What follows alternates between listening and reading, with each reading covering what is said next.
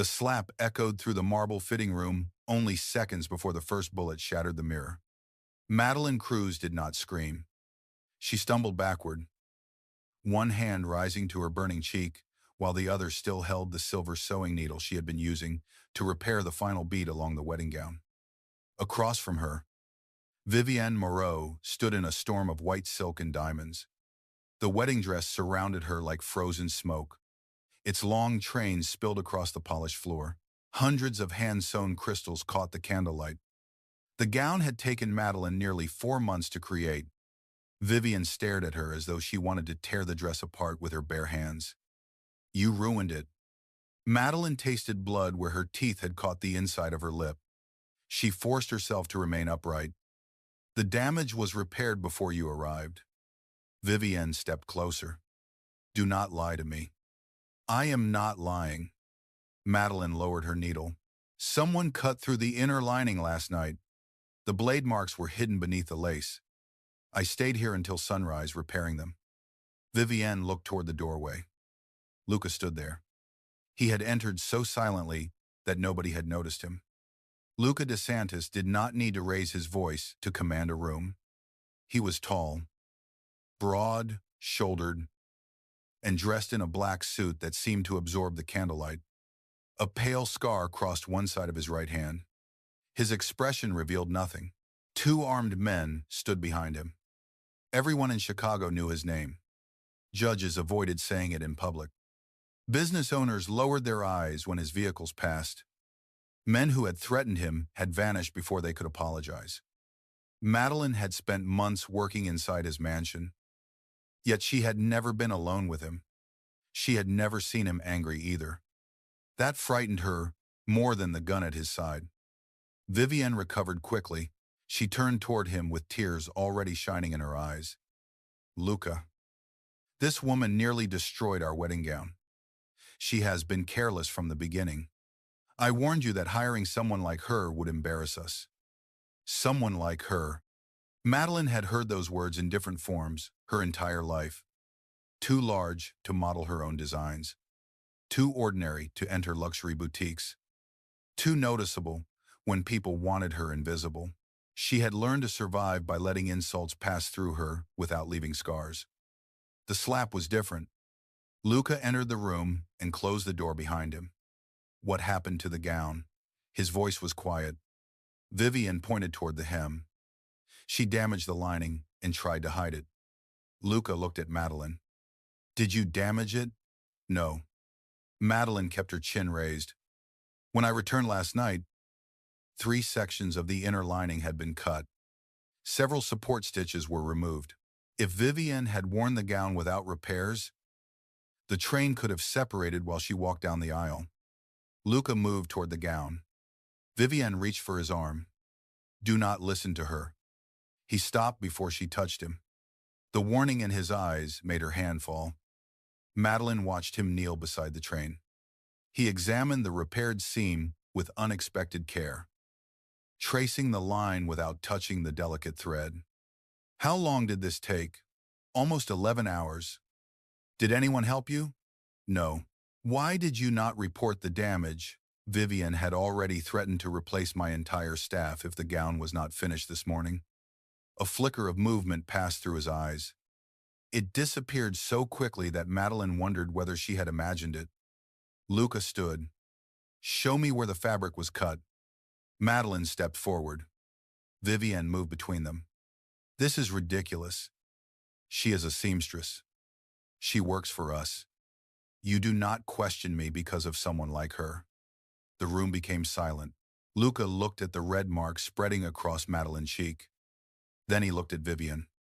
"Did you strike her?" Vivienne gave a short laugh. She needed to understand what was at stake.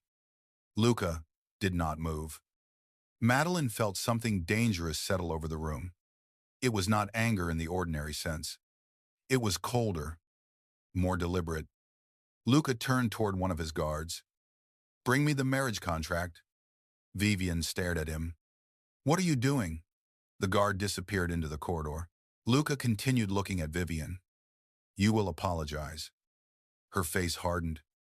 "To her, now." Vivian looked at Madeline with open disgust. I will do no such thing. The guard returned, carrying a black leather folder. Luca took it. The contract inside had been negotiated between the DeSantis and Moreau families for nearly a year. It controlled shipping routes, properties, political alliances, and enough money to purchase half the lakefront. Luca removed the papers. Vivienne became pale. You are not serious. Luca tore the contract in half. The sound was soft. It still felt louder than the slap. Then he tore it again.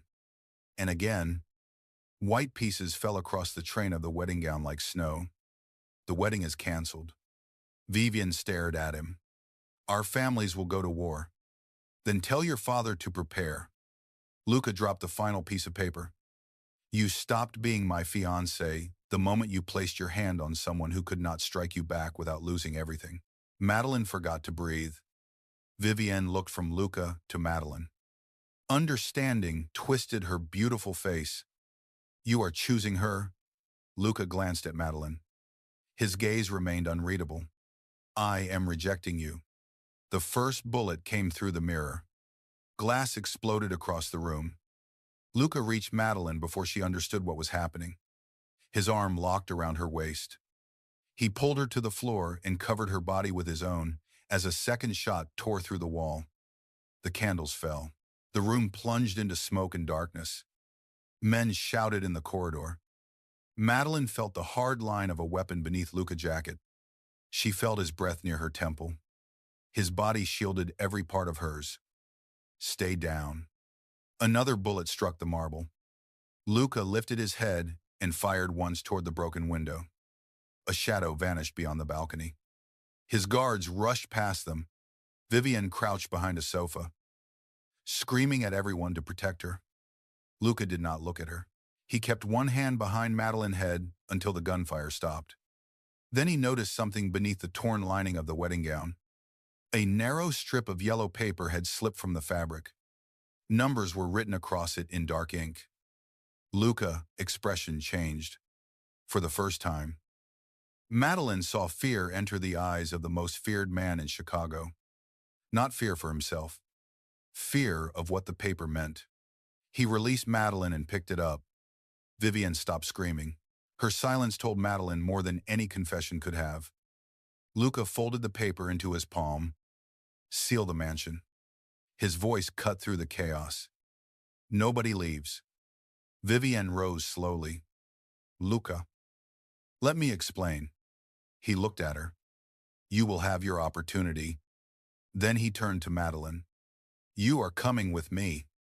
Madeline pushed herself to her feet. I am going home. The person outside that window was not shooting at me. Luca looked toward the damaged gown. They were shooting at the woman who found what was hidden inside it. I did not find anything. They do not know that. He removed his jacket and placed it around her shoulders. Madeline almost refused it. Then another crash sounded somewhere below. Luca closed the jacket around her with one firm hand. You can hate me after you survived tonight. 3 days earlier. Madeline had believed her greatest problem was finishing a wedding gown for a woman who despised her. She had been wrong. Her ordinary life existed inside a narrow brick shop on the west side of Chicago. Cruz's bridal alterations had belonged to her mother before illness forced Elena Cruz to stop working. The shop was small, but every wall carried evidence of the women who had trusted them. Photographs of brides covered the front counter. Some wore expensive gowns. Others wore dresses created from fabric their mothers had saved for years. Madeline treated every gown with the same care. She believed clothing remembered what happened inside it. A wedding dress remembered trembling hands, whispered promises. And the moment a woman decided to step toward a future she could not yet see. That belief had made Madeline one of the most gifted seamstresses in the city. It had not made her wealthy. Medical bills consumed most of the shop income. The roof leaked during heavy rain. The heating system worked only when Madeline kicked the metal pipe beside the boiler. Still, the shop was hers. Inside it, Nobody looked at her body before looking at her work. That changed when Vivienne Moreau entered. Vivienne had arrived with photographers, assistants, security guards, and a wedding planner who carried 3 phones. She looked around the shop as though she had entered a storage room. Madeline had expected the Moreau family to choose a famous European designer. Instead, Vivienne placed an old photograph on the counter. The photograph showed a wedding dress created by Madeline's grandmother. "My mother wore this." Vivienne spoke without warmth. "I want something inspired by it. I also want it to look nothing like it." Madeline studied the photograph. The original gown used hand-cut lace that no manufacturer produced anymore. It would require months of work. Vivienne named a price large enough to save the shop. Madeline accepted. She did not know Luca had selected her. During the first fitting at the DeSantis mansion, Madeline saw him standing on an upper balcony. He was speaking to a man with silver hair, while armed guards watched every entrance. Luca looked down. His gaze found Madeline immediately. She wore a simple, dark blue dress and carried 3 garment bags across her arms, beside Vivienne and her models. Madeline felt painfully visible. Luca studied her for several seconds. Then he walked away. Vivienne noticed. That was when the cruelty began. At first, the insults were quiet. Vivienne complained that Madeline's hands were too warm against the fabric.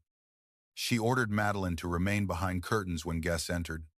She demanded fittings at midnight and accused Madeline of laziness when traffic delayed her by 10 minutes.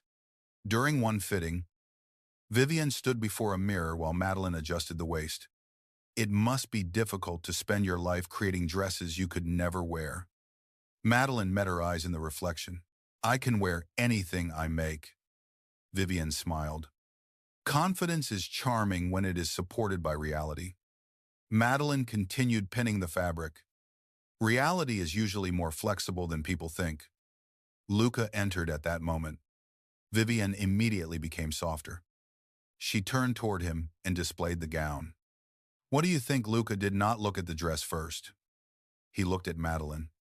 A pin had caught her finger. A small red mark appeared near her thumb. Madeline hid her hand behind the fabric. "Luca," attention moved to the gown. "It looks expensive." Vivienne laughed. "That is not romantic." "Our marriage is not romantic."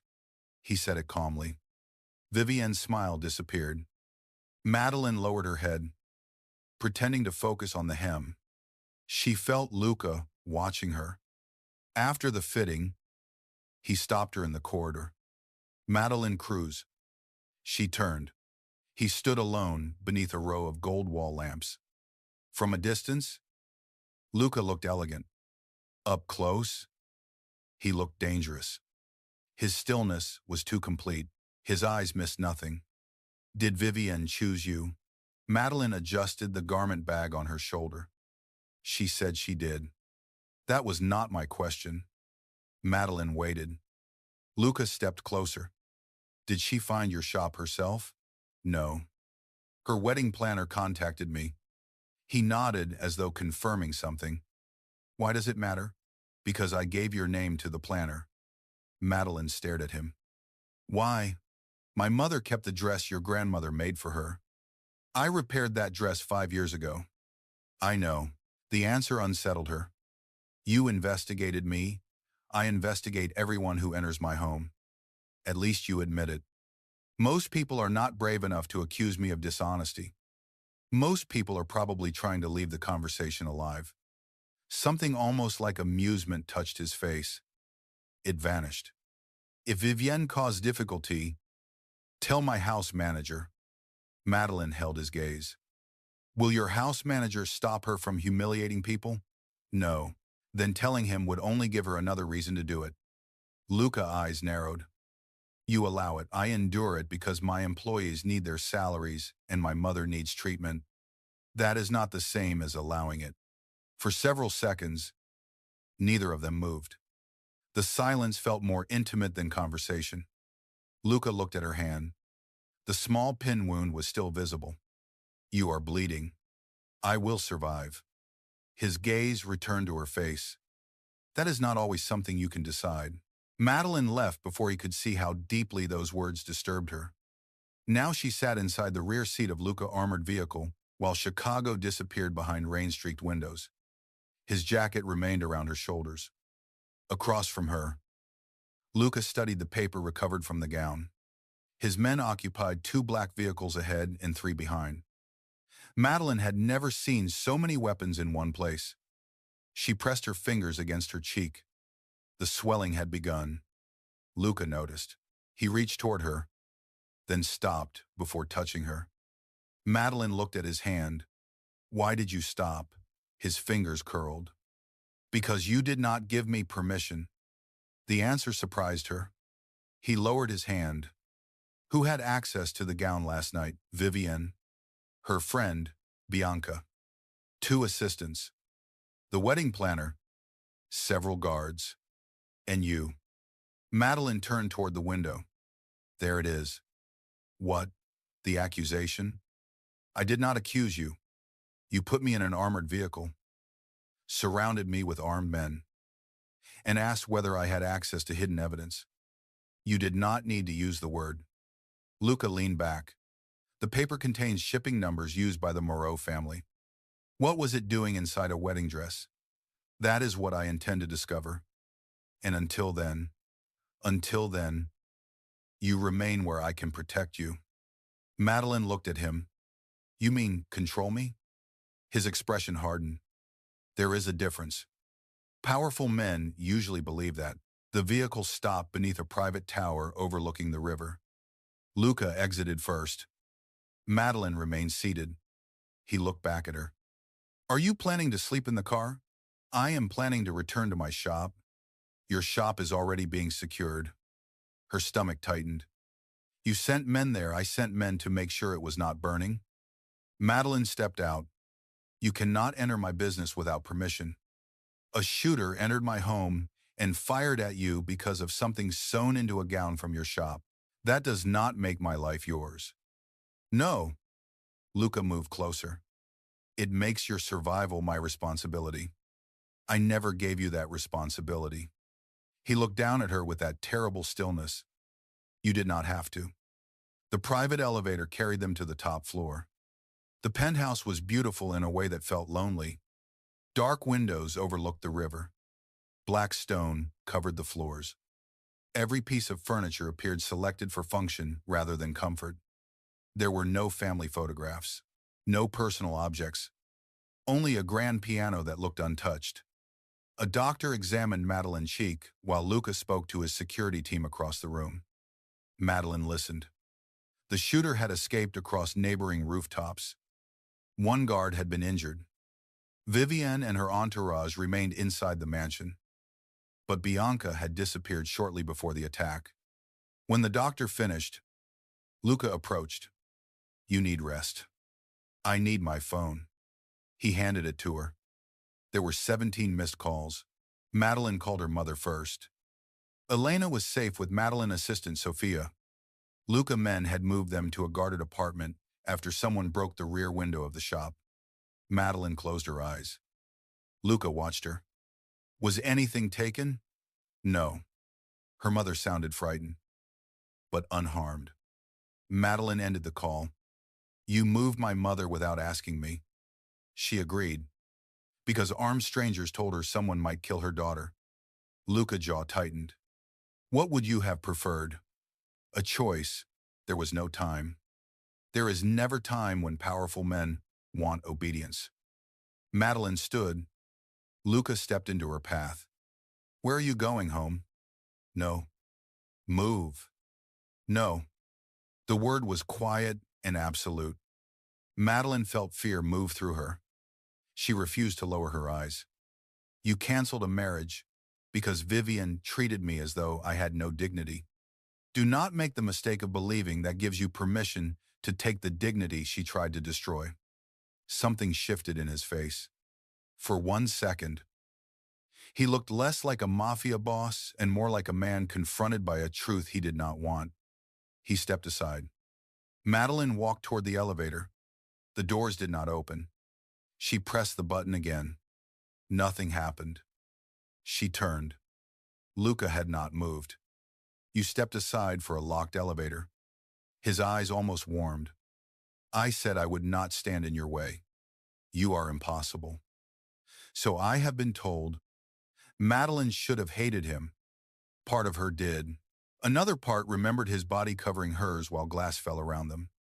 That part was more dangerous than any weapon in the penthouse. She spent the night in a guest room with a guard outside the door. She did not sleep.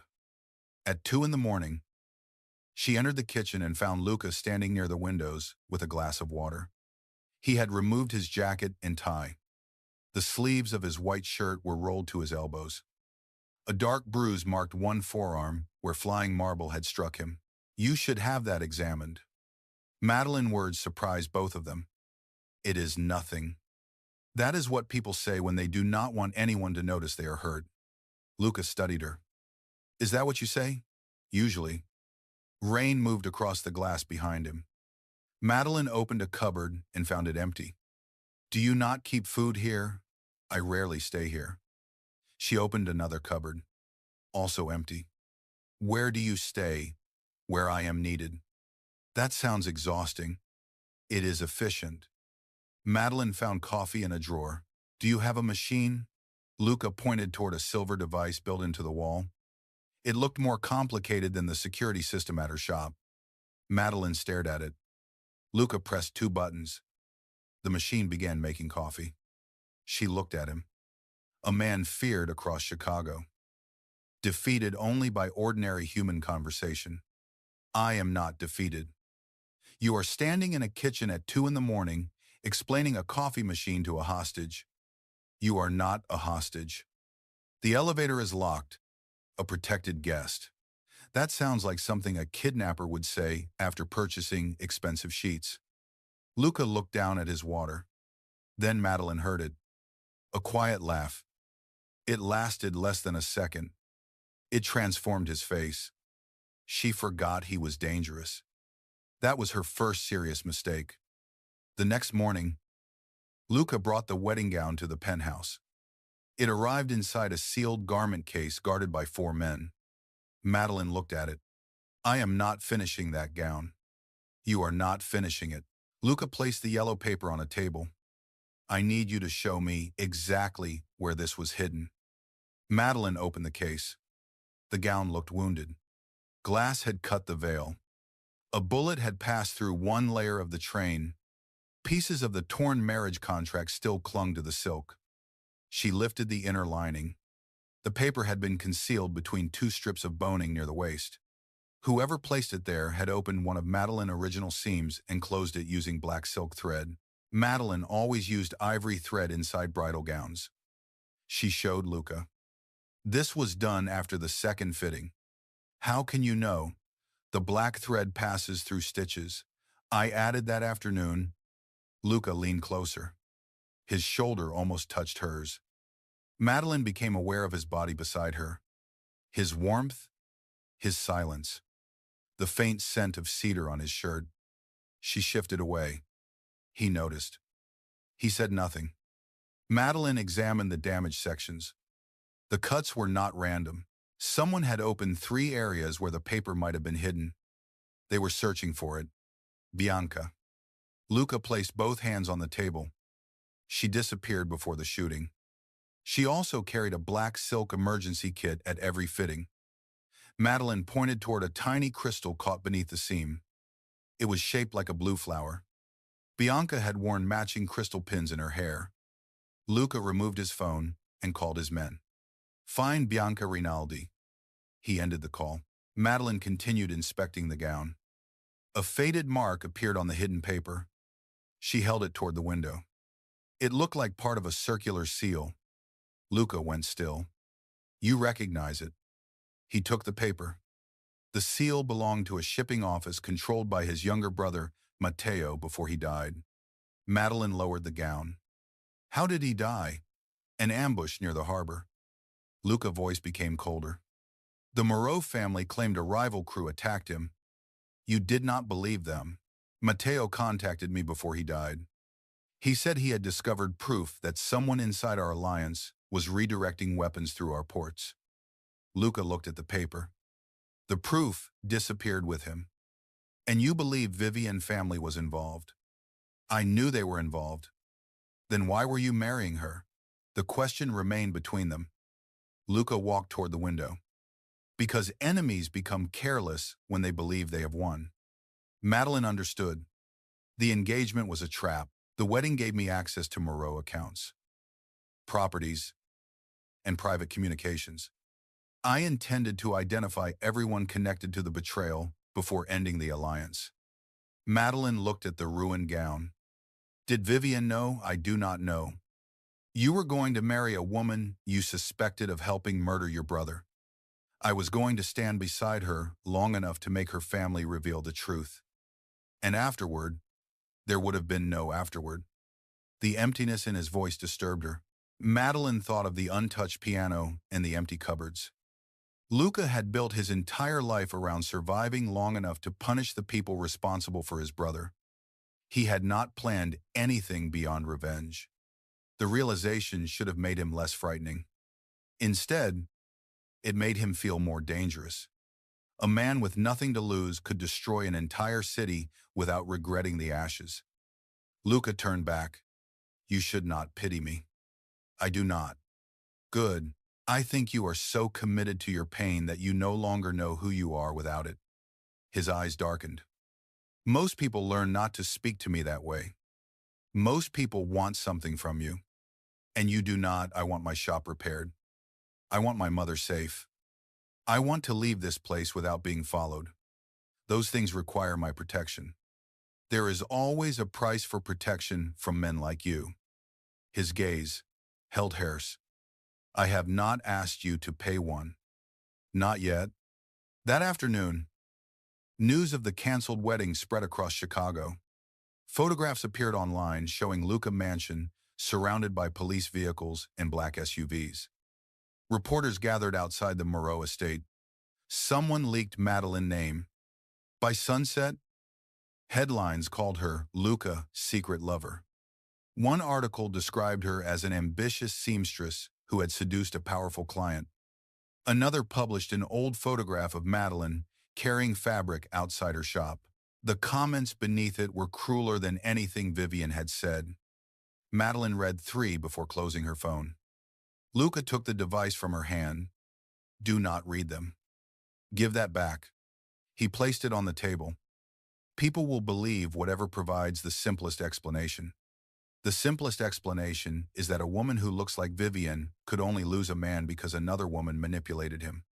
Luca looked at her. Vivian Beauty did not hide what she was. It hid it from you long enough to plan a wedding. His jaw tightened. Madeline regretted the words, but she did not apologize. Luca picked up the phone and handed it back. I have arranged a statement. What does it say? That the wedding ended because of private disagreements between our families. Your name will not be mentioned. That will not stop them. No. Then what will fear? Madeline searched his face. What are you planning? Nothing you need to see. She moved closer. Do not hurt someone because they insulted me. They endangered you. Words are not bullets. Words tell dangerous people which target the public will accept. His calm frightened her more than shouting would have. Madeline placed her hand over his wrist. Luca became completely still. It was the first time she had touched him. She felt his pulse beneath her fingers. Fast. Much faster than his expression suggested. Do not turn me into an excuse for violence. His gaze dropped to her hand. Then it rose to her face. You believe I need an excuse? No. That is why I am asking. For several seconds, the city seemed to disappear beyond the windows. Luca lifted his free hand.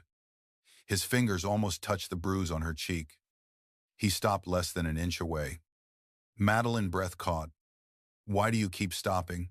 Because when I touch something, I have difficulty letting it go. The words were quiet. They carried no flirtation, only warning. Madeline slowly removed her hand from his wrist. Luca stepped away first. 2 days passed. Madeline was allowed to move through the penthouse, but not to leave the building. Luca had a complete sewing studio installed in an unused room. Industrial machines appeared beside bolts of fabric from her shop. Her personal scissors rested on a polished table. Madeline found him in the doorway while she examined everything. You moved half my shop here. You were becoming restless. You could unlock the elevator. That would make my security team restless. She picked up a pair of scissors. Am I supposed to be grateful? No. Then why do this? Luca looked around the room. Because your hands shake when they have nothing to repair. Madeline lowered the scissors. He had noticed. She disliked how much that mattered. She began restoring the damaged wedding gown because she needed to understand what had happened to it. She removed every section of black thread beneath one seam. She discovered a second piece of paper no larger than her fingernail. It contained a date, the wedding date. Beside it was a number corresponding to a warehouse owned by Luca family. Luca arrived as she placed the pieces together. There was going to be an attack during the wedding. He read the numbers. The warehouse stores emergency weapons used by my security teams. Madeline felt cold. If the warehouse was emptied before the ceremony, your men would have been unarmed. Not unarmed. Delayed. Long enough for someone to kill you. Luca looked toward the city, or long enough to remove me and blame the Moreau rivals. The engagement had never been merely a political alliance. It had been an execution plan. Vivian intended to become Luca's widow before the wedding night ended. Luca called his captain, Marco Valenti. Marco arrived 20 minutes later. He was the silver-haired man Madeline had seen with Luca during her first fitting. He had served the DeSantis family for more than 20 years. His voice carried the calm authority of someone trusted completely. He examined the papers. This could be false evidence. Luca watched him. Why would Bianca hide false evidence in the gown to make us turn against the Moreau family? Madeline noticed something in Marco's expression. Not fear. Recognition. He knew the style of handwriting. She walked toward the table and moved the larger piece closer to him. Have you seen these numbers before? Marco looked at her. I have seen thousands of shipping documents. You looked at the final 3 numbers before you looked at the seal. His face remained neutral. What are you suggesting? Madeline felt Luca's attention sharpen behind her. Those final numbers identify something specific. Marco gave a faint smile. You have an impressive imagination. She is correct. Luca's voice changed. Marco turned. Luca stood near the window with his gun in his hand. The final numbers identified the private security rotation at the warehouse. Only 3 men knew it. Luca raised the weapon. I was one of them. Marco did not move. Your father was another. He is dead. Luca's eyes became colder. That leaves you. The penthouse doors opened. 2 guards entered. Marco slowly lifted his hands. You are making a mistake. I made the mistake years ago. Luca approached him. I trusted you. Marco looked toward Madeline. And now you trust a seamstress you met 4 months ago. Luca did not look at her. More than I trust you. The words entered Madeline, chest like a blade. Marco laughed quietly. Then you are already lost. One of the guards searched him. They found a small transmitter inside his watch. A red light blinked. Luca grabbed Madeline and pulled her behind the stone kitchen wall. The explosion came from the elevator. Metal doors tore inward. Smoke rolled into the penthouse. Gunmen emerged through the damaged opening. Luca's security team opened fire. Madeline crouched behind the wall while bullets struck stone around them. Luca pressed a weapon into her hand. Do you know how to use it?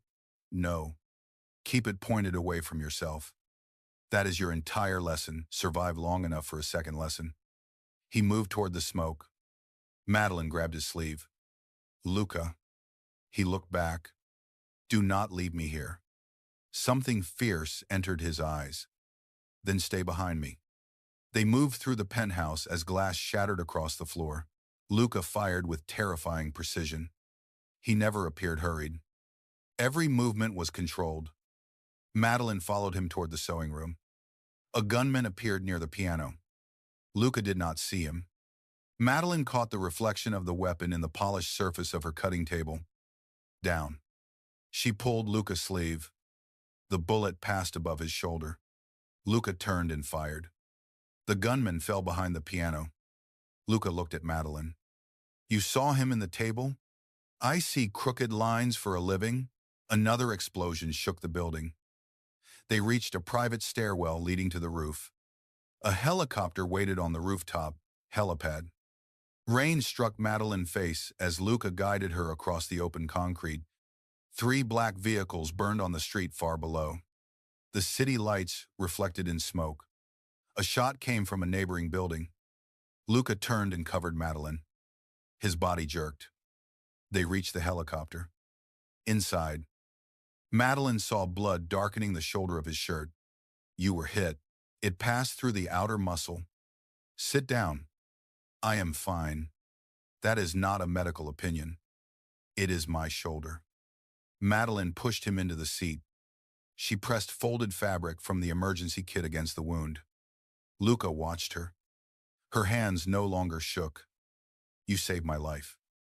You saved mine first. That does not create a debt. Good. I am tired of powerful men discussing debts. The helicopter lifted into the storm. Chicago became a field of lights beneath them. Luca looked at her hands pressing against his shoulder. Madeline looked at the rain running across the windows. Neither of them spoke. Their silence had changed. It no longer felt like suspicion. It felt like the beginning of something neither of them could control. The helicopter carried them to a safe house on the shore of Lake Michigan. The house stood alone behind iron gates and winter trees. Waves struck the dark shoreline. Armed guards surrounded the property. A doctor treated Luca's shoulder. Madeline waited in the corridor. When the doctor left, she entered the bedroom. Luca sat at the edge of the bed wearing a clean black shirt.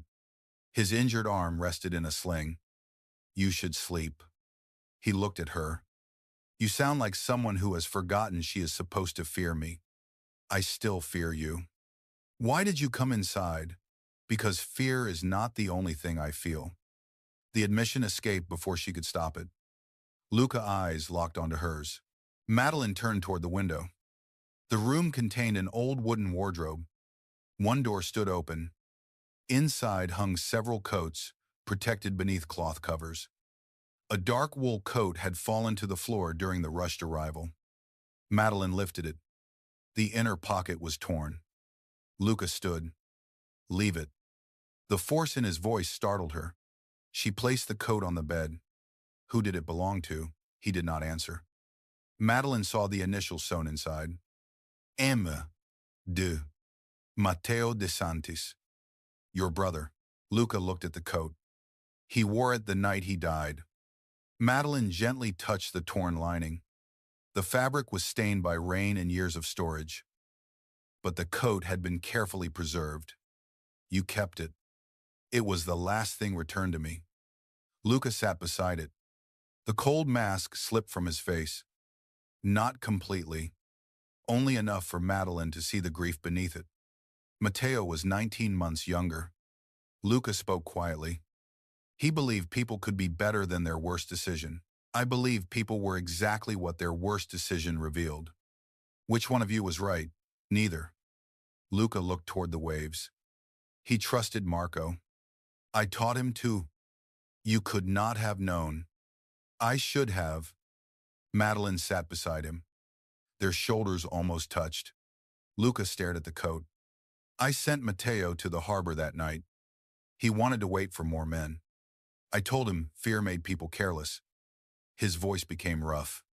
He died because he listened to me. Madeline looked at him. He died because someone betrayed him. I created the opportunity.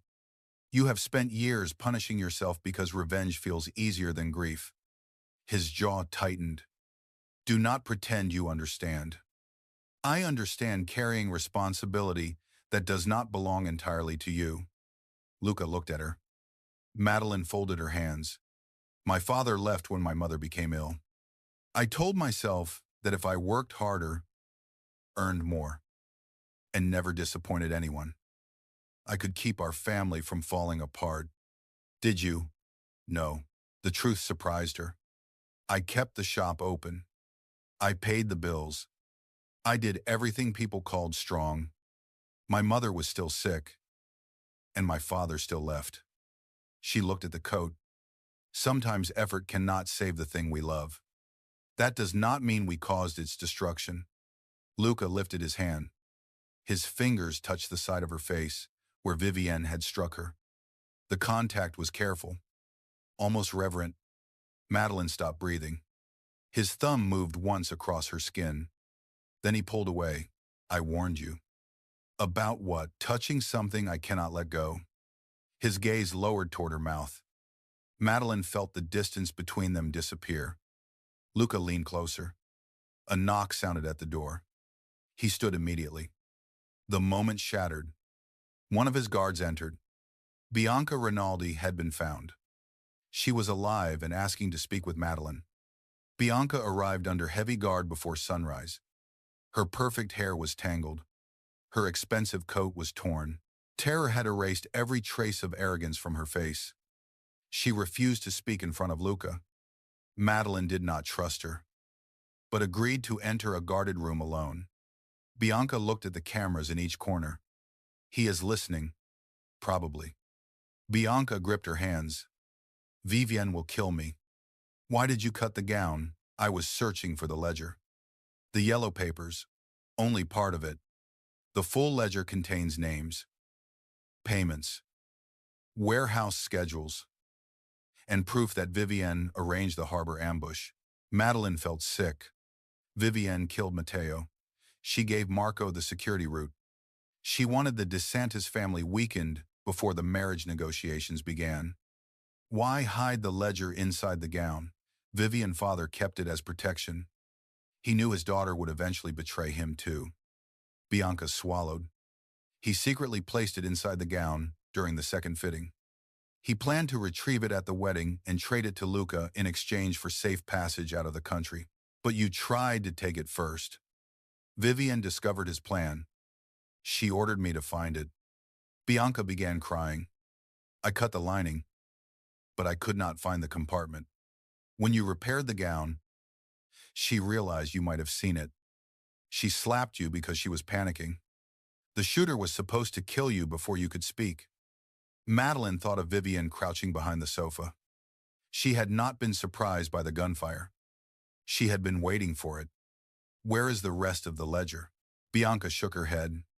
Vivienne's father divided it into sections. One part was hidden in the gown. Another is inside the abandoned St. Aurelia Church near the harbor. Why there? That is where Luca and Vivienne were supposed to rehearse the ceremony. Bianca looked toward the door. Vivienne plans to meet the heads of 3 families there tomorrow night.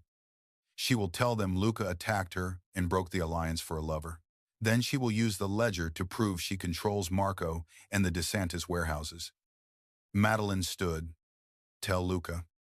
Bianca grabbed her wrist. There is more. Madeline waited. Bianca's face filled with shame. Luca knew the wedding might become violent. Madeline pulled her hand away. What do you mean? He placed surveillance in every fitting room at the mansion. He monitored everyone near the gown. That is reasonable. He also knew someone had accessed the gown before the final fitting. Madeline became still. Bianca continued. His men saw me enter the room that night. Luca allowed the fitting to continue because he wanted to see who came for the hidden evidence. The room seemed to tilt. He knew the gown had been damaged. Bianca nodded. He did not know you would remain there alone. He did not know Vivienne would strike you, but he knew something dangerous was happening around that dress. And he said nothing. Madeline left the room. Luca waited in the corridor. One look at her face told him what Bianca had revealed. Madeline walked past him. He followed her into the main room. Madeline, do not. She reached for her coat. Luca stood behind her. I knew Bianca entered the fitting room. You knew she damaged the gown. I knew she touched it. I did not know why. You could have warned me. If I had warned you, she would have realized we were watching. So, you let me remain inside a trap. I increased security. A shooter still reached the window. His expression changed. Madeline faced him. You watched Vivian humiliate me for months because confronting her might damage your investigation. I did not know the extent of it. You saw enough. Luca said nothing. Madeline's eyes burned. You chose your revenge. You made the same decision every time you remained silent. I was trying to expose the people who killed my brother, and I became acceptable risk. No, his denial came too quickly. You became the one risk I did not understand until it was too late. That does not make it better. I know. The quiet answer hurt more than an argument. Madeline took her coat. Unlock the gate. I cannot allow you to leave. Then nothing has changed. She looked at him. Vivian treated me as though I existed to serve her perfection. You treated me as though I existed inside your strategy. Luca's face became pale beneath a controlled mask. You are not part of a strategy anymore. What am I? His eyes held hers. The answer seemed trapped behind years of discipline. He could command men to kill. He could tear apart a political alliance without raising his voice. He could not tell one woman what she had become to him. Madeline nodded. That is what I thought. She walked toward the door. Luca did not stop her. He ordered 2 vehicles to follow at a distance and took every guard away from the gate. It was the first choice he had given her. It felt too late. Madeline returned to the guarded apartment where her mother and Sophia waited. She told them enough to explain the danger without revealing details that could place them at greater risk. Her mother listened quietly. When Madeline finished, Elena touched her cheek. Do you love him? Madeline looked away. I barely know him. That was not my question. He used me. Did he protect you? Yes. Did he frighten you? Yes. Did he listen when you told him the truth? Sometimes? Elena smiled sadly. Love does not make a dangerous man safe. It only makes his danger matter to you. Madeline sat beside her. I do not know whether he can change. Do not choose him because of who he might become. Elena took her hand. Choose only what he is willing to become through his own actions. That night, Madeline could not sleep. She opened the box containing Matteo's coat. She had brought it from the safe house without thinking. The damaged lining bothered her. Repairing it had felt like the only thing she could still control. She spread the coat across the table. As she removed the torn stitches, her needle struck something hard. A thin metal disc had been sewn beneath the pocket. Madeline opened the seam. Inside was a small storage device wrapped in waxed cloth. Matteo had hidden it before going to the harbor. The ledger inside the wedding gown was only part of his evidence. This device might contain everything. Madeline reached for her phone. The lights went out. Glass broke in the hallway. Sophia screamed. Madeline pushed the device into the lining of her own coat. The apartment door opened. Vivian entered with 3 armed men.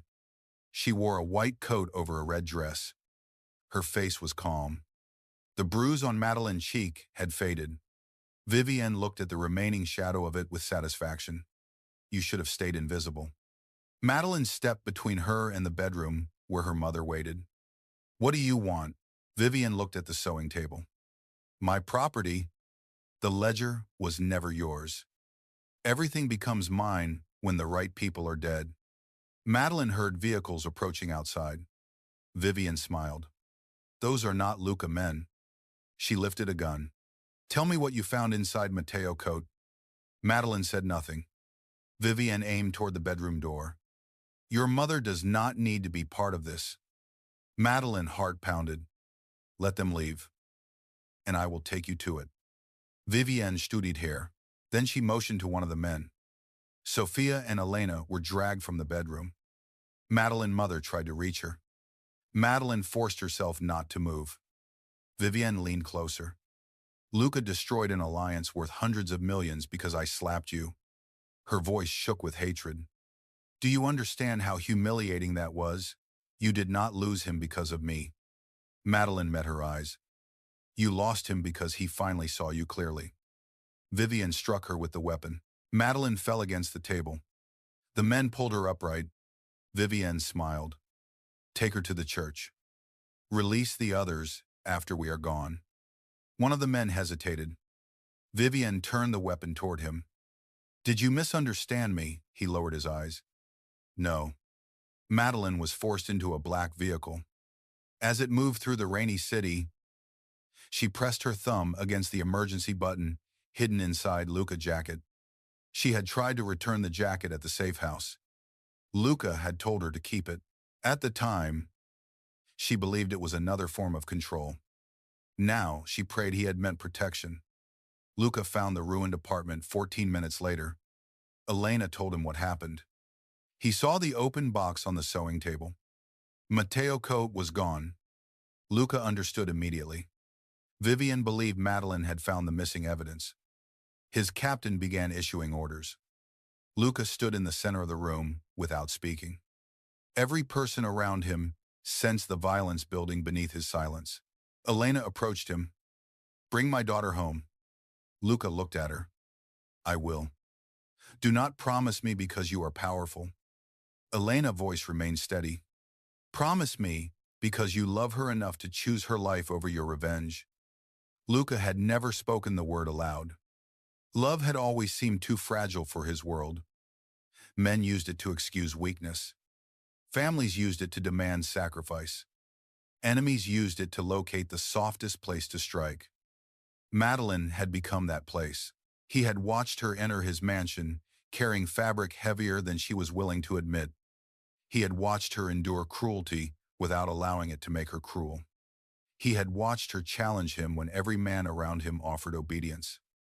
Somewhere between the first fitting and the storm above Chicago, she had become the only future he could imagine beyond revenge. Luca looked at Elena. I love her. Saying it did not weaken him. It gave his fear a name. Then bring her home as the woman she is. Elena held his gaze. Not as something you own. Luca nodded. The signal inside his jacket activated near the harbor. St. Aurelia Church had been abandoned for 15 years. Rain poured through holes in the roof. Broken stained glass covered the floor. The old altar stood beneath a damaged painting of angels. Vivian forced Madeline to kneel before the altar. Men from 3 rival families waited in the pews. Marco stood beside them. He had escaped during the penthouse attack. Vivian addressed the room. Luca DeSantis has become unstable. She gestured toward Madeline. He destroyed our alliance for this woman. He attacked my family and murdered my guards because she manipulated him. Madeline looked at the men. You know she is lying. Vivian smiled. They know power. Truth is less useful. Marco stepped forward. Where is the device? Madeline looked at him. Matteo trusted you. His face hardened. Matteo was weak. Luca made him weak by allowing him to believe loyalty was real. Madeline rose slowly. You betrayed him because you were jealous. Marco struck her across the face. The church doors opened. Wind drove rain through the entrance. Luca stood beneath the broken stone arch. His black coat was soaked. Blood marked one side of his shirt where his shoulder wound had reopened. Behind him, armed men filled the courtyard. Black SUVs surrounded the church.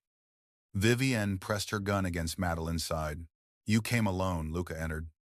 His gaze remained fixed on Madeline. No. Vivienne looked toward the doors. You cannot kill everyone here. Luca stopped halfway down the aisle. I did not come to kill everyone. His eyes moved to Marco. Only the people who made that necessary. Marco raised his weapon. Luca men entered from side doors. Every rival leader in the pews suddenly found a gun pointed toward him. Vivienne pulled Madeline closer. Give me the harbor routes. And she lives. Luca looked at Madeline. Are you hurt? Vivienne laughed. You are negotiating with me. Luca ignored her. Madeline answered. I am alive. Something broke inside his expression. Not weakness. Restraint. I should have warned you about the gown. His voice carried through the church. I should have stopped Vivian the first time. She treated you without respect. I should have trusted you before I trusted my revenge. Vivian pushed the gun harder against Madeline. This is not a confession. Luca continued looking at Madeline. I cannot undo what I allowed. He took one step closer. But I can tell you the truth before one of us loses the chance to hear it. Madeline's heart stopped. Luca's eyes held hers across the ruined aisle. I love you. The church became silent. Luca reached inside his coat. Vivian tightened her grip. Slowly. He removed a black ledger and placed it on the floor. The complete records from the Moreau warehouses. Vivienne stared at it. How did you find that? Your father gave it to my men an hour ago. Luca's voice turned cold. He chose his life over protecting you. The rival leaders began murmuring.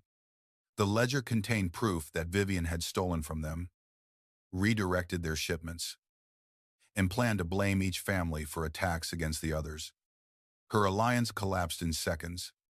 Vivian's face twisted. She fired toward Luca. Madeline moved.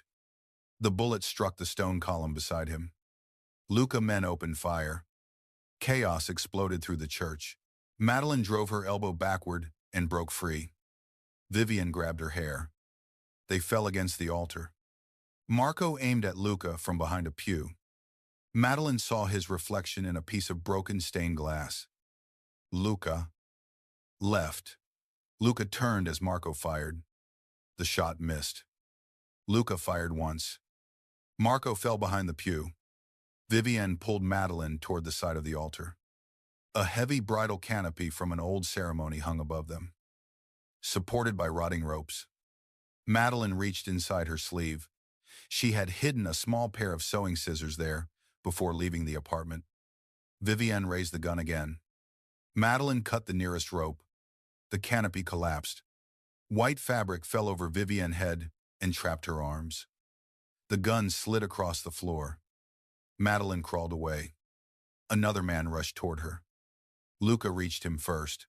The fight ended quickly. Luca crossed the remaining distance and dropped beside Madeline. His hands moved over her shoulders and face, searching for injuries. Look at me. She looked at him. Are you hurt? Not badly. He pulled her against him. The embrace was not controlled. It was desperate. His body shook once. Madeline felt his fear more clearly than she had ever felt his power. Vivian fought beneath the fallen canopy. She reached through the fabric and found the gun.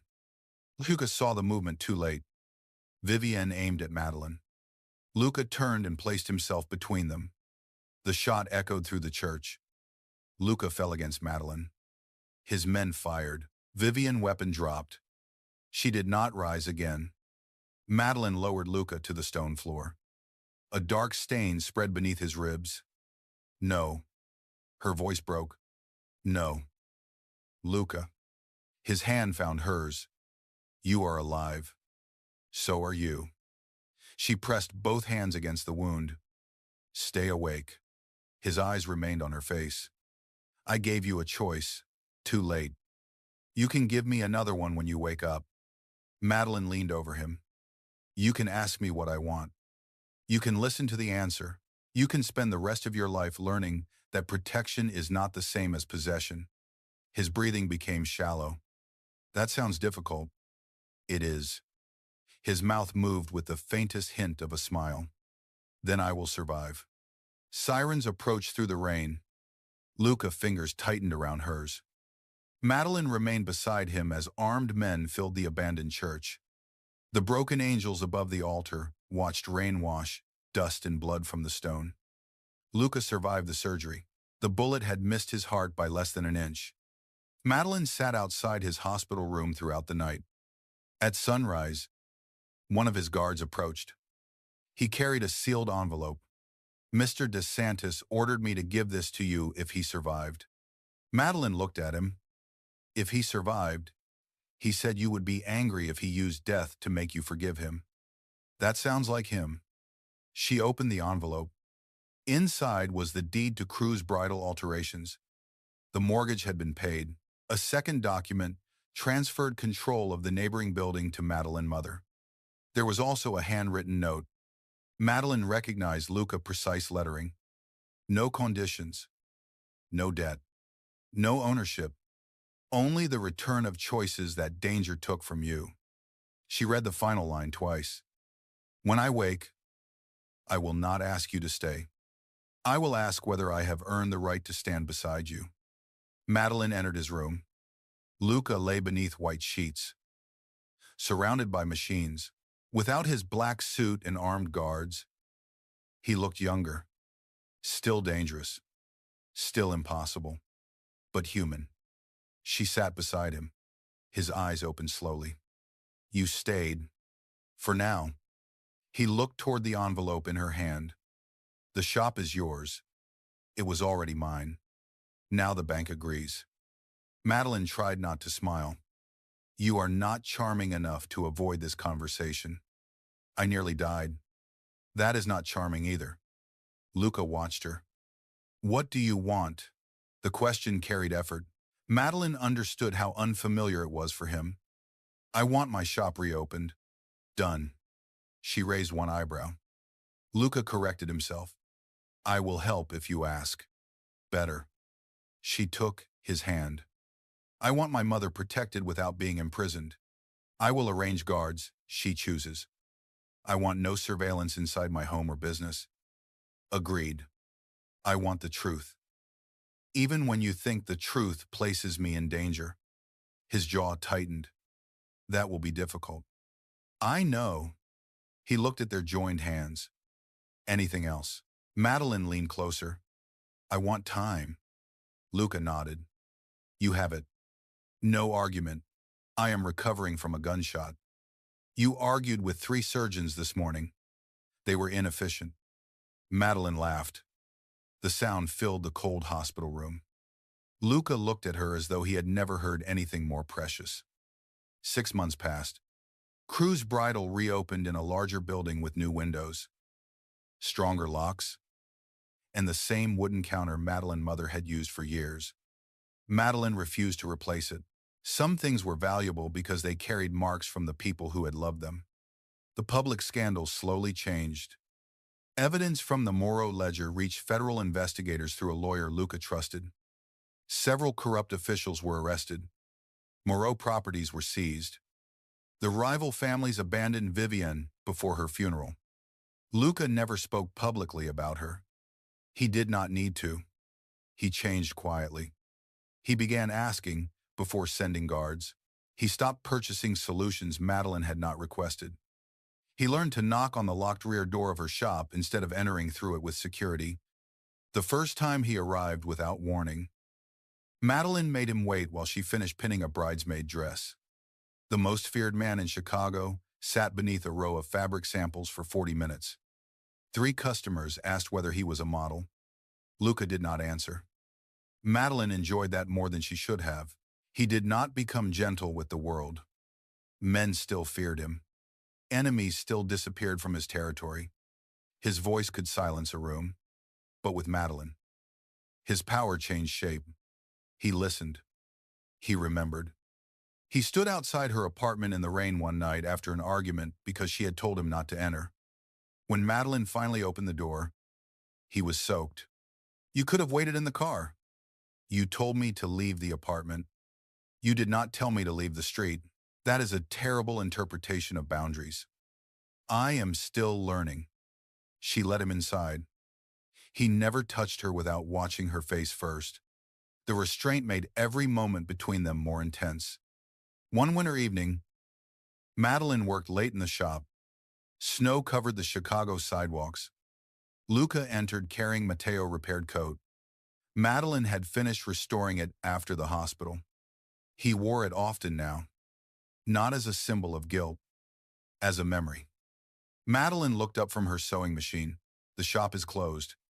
I know. Then why are you here? Luca placed a small box on the counter. Madeline became still. He did not open it. I am not asking you to marry me tonight.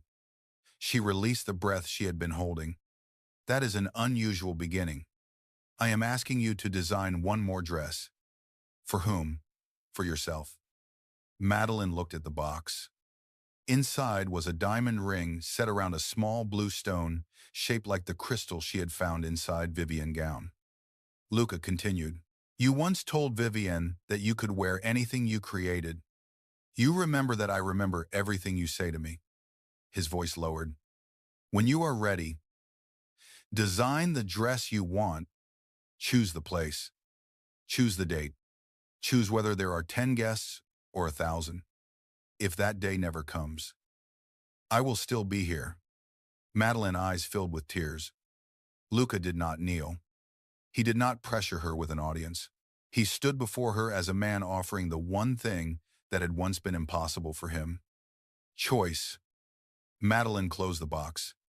Luca's expression became unreadable. She walked around the counter and placed both hands against his coat. You are not asking tonight. No. Good. She kissed him. His arms closed around her slowly, carefully. When she pulled back, his forehead rested against hers. How much time do you need? Madeline smiled. You lasted almost 10 seconds before asking. I am improving. 1 year after the canceled wedding, St. Aurelia Church opened its doors again. Madeline had spent months restoring it with local artists and craftspeople. The broken roof had been replaced with clear glass. Sunlight poured across the old stone floor. The damaged painting of angels remained above the altar. Madeline believed scars did not always need to be hidden. Sometimes they proved that destruction had not won. She walked down the aisle wearing a gown she had designed herself. It did not make her smaller. It did not hide her body beneath heavy fabric. Soft ivory silk followed every curve. Hand-sewn lace covered the sleeves. Blue crystals formed small flowers along the waist. Elena walked beside her. Sophia cried from the front row. There were no political leaders, no marriage contracts, no rival families waiting to measure the value of the alliance. Only people Madeline and Luca had chosen. Luca stood beneath the restored angels. He wore a black suit and Matteo coat. When he saw Madeline, all the cold control left his face. He looked at her as though the entire world had narrowed to one woman walking toward him. Madeline reached the altar. Luca held out his hand. She placed hers inside it. The priest asked whether they came freely. Luca looked at Madeline before answering. Yes. Madeline smiled. Yes. Outside, snow began falling over Chicago. Black vehicles waited along the street, but no weapons were visible. After the ceremony, Luca and Madeline remained inside the church while their guests moved toward the reception. Sunlight faded through the glass roof. Candles illuminated the altar where Luca had once nearly died. Madeline touched the scar beneath his jacket. Do you regret canceling your first wedding? Luca looked down at her. I regret waiting until she struck you before I saw how much silence had cost. His hand moved gently along her waist. I do not regret anything that brought me here. Madeline raised one eyebrow. Being shot. Almost anything. She laughed. Luca watched her with the expression he showed nobody else. The dangerous obsession had not disappeared. It had become devotion. Not soft. Not simple. Earned. Madeline placed her head against his chest. His heart beat steadily beneath her ear. Beyond the church doors waited a city that still feared Luca DeSantis. Inside, he held the one woman who had never asked him to become harmless. She had only demanded that he become honest. Luca lowered his face toward hers. You never answered one question. Which one? The first night at the penthouse. You said powerful men always demand a price for protection. Madeline looked into his eyes. I remember. What price did I demand? She thought of the shop. The church. Matteo Cote. The abandoned revenge. And the man who had learned to ask instead of command. The truth came easily. You demanded nothing. Luca waited. Madeline smiled. That is why I finally chose to give you everything. He kissed her beneath the broken angels as snow fell beyond the windows. The first wedding had ended with a slap, shattered glass, and a torn contract. The second began with a choice, and for Luca DeSantis, the woman he had once protected from a bullet became the only person powerful enough to save him from the life he had believed he deserved.